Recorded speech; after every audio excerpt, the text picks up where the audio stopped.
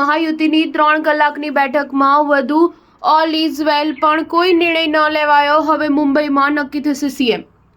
મહારાષ્ટ્રના મુખ્યમંત્રીને લઈને હજુ સુધી સસ્પેન્સ યથાવત છે. મહારાષ્ટ્રના મુખ્યમંત્રીના નામ અંગે તેમજ મંત્રીમંડળ અંગે આજે દિલ્હી સ્થિત ગૃહમંત્રી અમિત શાહના નિવાસસ્થાને બેઠક યોજાઈ હતી. આ બેઠકમાં ભાજપના રાષ્ટ્રીય અધ્યક્ષ જેપી નડ્ડાની સાથે મહારાષ્ટ્રના કાર્યકારી મુખ્યમંત્રી એકનાથ શિંદે, ભાજપ નેતા દેવેન્દ્ર ફડણવીસ, એનસીપીના વડા અજીત પવાર અને અન્ય મહાયુતિ નેતાઓ ઉપસ્થિત રહ્યા હતા. અહેવાલો મુજબ નેતાઓ વચ્ચે લગભગ 3 કલાક સુધી બેઠક યોજાઈ હતી, જેમાં મહારાષ્ટ્રના નવા મુખ્યમંત્રી અને મંત્રીમંડળ અંગે ચર્ચા વિચારણા કરવામાં આવી છે.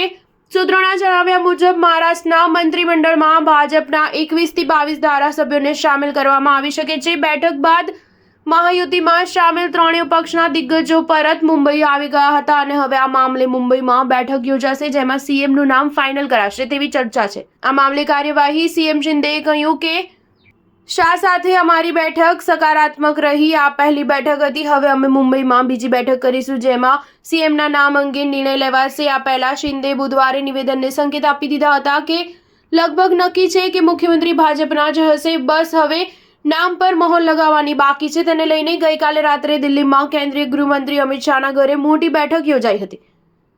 બેઠકમાં મહાયુતિના ત્રણેય નેતા દેવેન્દ્ર ફડણવીસ, એકનાથ શિંદે અને અજીત પવાર સામેલ રહ્યા.